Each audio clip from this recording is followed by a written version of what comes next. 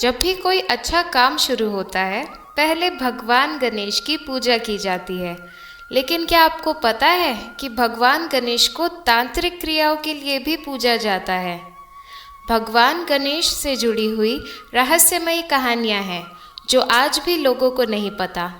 उनका जन्म कैसे हुआ, उनके सिर पर हाथी का मुख क्यों लगा, उनका सिर कहाँ गिरा, भगवान गणेश की पूजा में तुलसी क्यों नहीं होती, चतुर्थी के दिन चांद से नफरत क्यों है, और सबसे राज की बात, भगवान गणेश के एक और रूप के बारे में सिर्फ 1% लोग ही जानते हैं। तो दोस्तों, आज हम इन सभी सवालों के जवाब लेकर आए हैं। ये जानना ज़रूरी है क्योंकि जो चीज़ें हम बचपन से मानते आए हैं और जो रीति रिवाज हम निभाते आए हैं, उनके पीछे का विज्ञान समझना भी ज़रूरी है। तो चलिए इन रहस्यों को एक एक करके समझते हैं। शिव पुराण के अनुसार भगवान गणेश का जन्म माता पार्वती के अंग से हुआ। कहानी ये है कि एक दिन जब माता पार्वती स्नान के लिए जा रही थी, उन्होंने नंदी जी को दरवाजे की पहरेदारी करने के लिए कहा ताकि कोई भी घर में प्रवेश ना कर सके। थोड़ी देर बाद भगवान शिव घर आए और देखा कि नंदी वहाँ खड़ी है। नंदी जी की इस निष्ठा की वजह से भगवान शिव को घर में प्रवेश करने से रोका नहीं जा सकता था। इस घटना के बाद माता पार्वती ने सोचा कि जैसे नंदी जी भगवान शिव के लिए निष्ठा रखती है, उन्हें भी नंदी जैसा कोई चाहिए जो उनके समक्ष निष्ठा रखे। माता पार्वती ने अपने लिए एक रक्षक बनाने का फैसला किया। उन्होंने अपने शरीर पर हल्दी लगाई और फिर उस हल्दी को घिसकर उतारा। उससे एक मनुष्य जैसे मूर्ति बनाई और आत्मा उसमें डाल दी। उन्होंने अपने पुत्र का नाम गणेश रखा। ये है भगवान गणेश के जन्म की कहानी। लेकिन जब ये सब हुआ, भगवान शिव कैलाश पर नहीं थे, तो माता पार्वती ने भगवान गणेश को घर की रक्षा का हुक्म दिया जब तक उनका स्नान पूरा नहीं होता। भगवान गणेश को यह हुक्म दिया गया था कि जब तक माता पार्वती स्नान कर रही है, कोई भी घर में प्रवेश नहीं कर सकता। थोड़ी देर बाद भगवान शिव घर आए और भगवान गणेश ने उन्हें घर में प्रवेश करने से रोका। भगवान शिव ने बहुत कोशिश की, लेकिन भगवान गणेश ने सुना नहीं। इस पर भगवान शिव को बहुत क्रोध आया और उन्होंने भगवान गणेश के सिर को अपने त्रिशूल से काट दिया। जब माता पार्वती को भगवान गणेश की इस स्थिति के बारे में पता चला, तो उन्हें बहुत दुख हुआ और उन्होंने रोते हुए पूरी दुनिया को नष्ट करने की धमकी दी। भगवान शिव ने माता पार्वती के दुख को दूर करने के लिए भगवान गणेश को जीवित करने का फैसला किया और अपने सेवकों को उत्तर दिशा में भेजा और कहा कि जो भी पहला सिर मिले उसे लाओ। उनके सेवकों को एक हाथी दिखा और वे उसका सिर ले आए और उसे भगवान शिव के पास ले आए। भगवान शिव ने इसे भगवान गणेश के शरीर से जोड़ दिया। इसके बाद भगवान गणेश को गजानन के नाम से भी जाना जाने लगा। हमने ये भी जाना कि भगवान गणेश का गजमुखी अवतार कैसे बना और उनका सिर कैसे त्रिशूल से अलग हुआ। माता पार्वती और अन्य देवताओं के कहने पर भगवान शिव ने त्रिशूल से हाथी का सिर भगवान गणेश से जोड़ दिया, लेकिन कोई नहीं जानता कि उनका सिर कहाँ गिरा और आज वो कहाँ है। धार्मिक शास्त्रों के अनुसार भगवान गणेश का असली सिर एक गुफा में रखा गया था, जो पाताल भुवनेश्वर गुफा के नाम से जाना जाता है।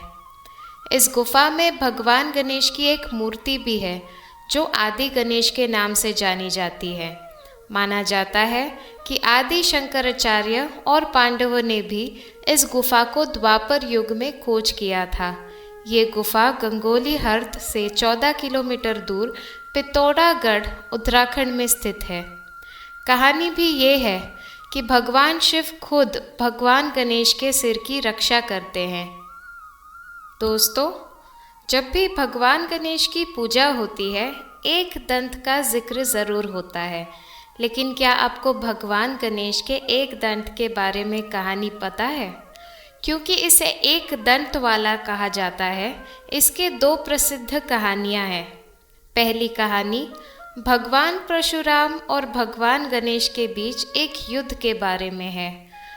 ब्रह्माव्रत पुराण के अनुसार भगवान परशुराम एक बार पर्वत कैलाश पर ध्यानमग्न भगवान शिव के सामने आए। वहां भगवान परशुराम ने भगवान शिव से मिलने की इच्छा व्यक्त की, लेकिन भगवान गणेश ने भगवान परशुराम को भगवान शिव से मिलने नहीं दिया, ताकि उनकी ध्यान में विघ्न न आए। भगवान परशुराम इस बात से बहुत क्रोधित हुए और उन्होंने भगवान गणेश पर अपने फारसे से हमला किया, जो उन्हें भगवान शिव द्वारा दिया गया था। अपने पिता के द्वारा दिए गए अस्त्र की शक्ति को सम्मान देने के लिए भगवान गणेश ने अपने एक दांत का इस्तेमाल किया। इस प्रकार उनका एक दांत टूटकर गिर गया। इसी वजह से भगवान गणेश को एक दंत वाला कहा जाने लगा। और दूसरी कहानी महाभारत से जुड़ी है। आप सबको पता ही होगा कि महाभारत के लेखक ऋषि वेद व्यास हैं, और लेकिन फिर भी भगवान गणेश को महाभारत का लेखक माना जाता है। ऋषि वेद व्यास को लगा कि भगवान गणेश महाभारत को समझने में सक्षम है, इसीलिए उन्होंने महाभारत का पूरा ग्रंथ भगवान गणेश को सुनाया और उनसे लिखने की विनती की। भगवान गणेश ने इस विनती को स्वीकार किया, लेकिन एक शर्त रखी कि वो महाभारत लिखने में एक भी पल का विश्राम नहीं लेंगे। कहानी ये है कि जब भगवान गणेश लिखते वक्त उनका कलम टूट गया, तो उन्होंने अपने एक दांत को तोड़कर उसे लिखने के लिए इस्तेमाल किया।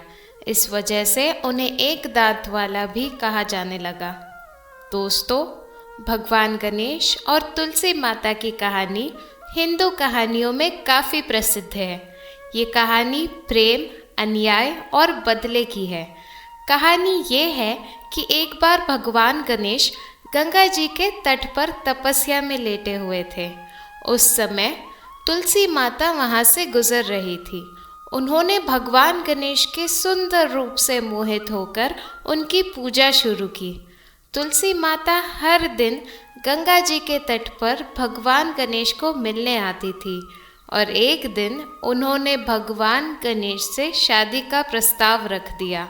लेकिन भगवान गणेश ने इनकार कर दिया और कहा कि वो ब्रह्मचारी है और कभी शादी नहीं करेंगे। तुलसी माता को इस बात से क्रोध आया और उन्होंने भगवान गणेश को श्राप दिया कि उन्हें जल्दी शादी करनी पड़ेगी। इसे सुनने पर भगवान गणेश को क्रोध आया और उन्होंने तुलसी माता को श्राप दिया कि वो हमेशा एक पौधा बनी रहेगी और उनकी पूजा में कभी भी इस्तेमाल नहीं होगी। भगवान गणेश का श्राप सच हुआ और तुलसी एक पौधा बन गई, और आज भी तुलसी को भगवान गणेश की पूजा में नहीं रखा जाता। दक्षिण भारत में माना जाता है कि भगवान गणेश एक ब्रह्मचारी हैं, लेकिन ये भी माना जाता है कि भगवान गणेश ने रिद्धि और सिद्धि नाम की 2 जोड़ी बहनों से शादी की थी। इसके पीछे एक रोचक कहानी है। जैसे कि हमने पहले बताया कि तुलसी माता ने भगवान गणेश को श्राप दिया कि वो ब्रह्मचारी नहीं रहेंगे और 2 बार शादी करेंगे। जैसे जैसे समय गुजरता गया, भगवान गणेश को शादी की इच्छा होने लगी, लेकिन अपने हाथी के सिर और एक दांत के कारण कोई भी कन्या उनसे शादी करने को तैयार नहीं थी। इस वजह से भगवान गणेश निराशा महसूस करने लगे और उन्होंने सोचा कि जब वो खुद शादी नहीं कर सकते तो अन्य देवताओं की शादी को कैसे अंजाम देंगे। इसीलिए उन्होंने हर शादी में विघ्न डालना शुरू कर दिया। सभी देवता इससे परेशान हो गए और अपनी समस्या को भगवान शिव के पास ले आए। भगवान शिव ने सुना और कहा कि इस समस्या का समाधान सिर्फ और सिर्फ भगवान ब्रह्मा के पास है। भगवान ब्रह्मा ने अपनी योग शक्ति से रिद्धि और सिद्धि नाम की 2 बेटियां बनाई। भगवान ब्रह्मा ने भगवान गणेश से कहा कि उन्हें शिक्षित करें और भगवान गणेश ने इसे मान लिया। अब जब भी कोई शादी होती, रिद्धि और सिद्धि भगवान गणेश को ध्यान भटकाया करती ताकि शादी पूरी हो सके। लेकिन जब भगवान गणेश को इस बात का पता चला, उन्होंने गुस्सा होकर उन्हें श्राप दिया। लेकिन इसी समय भगवान ब्रह्मा वहां आए और उन्हें श्राप देने से रोका, और उन्होंने रिद्धि और सिद्धि की शादी भगवान गणेश से करवा दी। रिद्धि जो समृद्धि की देवी है और सिद्धि जो ज्ञान की देवी है, ने भगवान गणेश को 2 पुत्र दिए जिन्हें शुभ और लाभ के नाम से जाना जाता है। पश्चिम बंगाल में एक प्राचीन विश्वास है कि भगवान गणेश ने एक केले के वृक्ष से शादी की थी। कहानी ये है कि एक दिन माता पार्वती बहुत सारा खाना खा रही थी। भगवान गणेश ने उनसे पूछा कि इतना सादा खाना क्यों खा रही हैं आप? माता पार्वती ने जवाब दिया कि उन्हें डर है कि भगवान गणेश की पत्नी उन्हें खाना नहीं देगी। ये सुनकर भगवान गणेश गुस्सा हो गए और एक केले के वृक्ष को काटकर माता पार्वती के पास ले आए और कहा, ले लो माँ, ये आपकी बहू है और ये कभी भी आपको भूखा नहीं रखेगी। आज भी पश्चिम बंगाल में दुर्गा पूजा के दौरान एक केले के वृक्ष को साड़ी पहनाकर भगवान गणेश के पास उसकी पत्नी के रूप में रखा जाता है। क्या आप जानते हैं कि गणेश चतुर्थी के दिन चांद को देखने की अनुमति क्यों नहीं है? पुरानी कहानियों के अनुसार एक बार भगवान गणेश रात के समय पर्वत कैलाश जा रहे थे। उस समय उनका शरीर और मोटा पेट देखकर चांद जोर से हंसने लगा। ये देखकर भगवान गणेश को गुस्सा आया और उन्होंने चांद को श्राप दिया।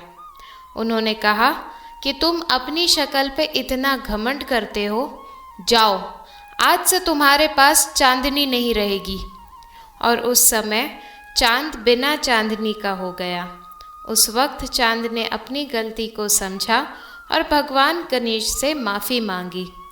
भगवान गणेश ने उन्हें माफ़ किया और चांद को चांदनी वापस किया।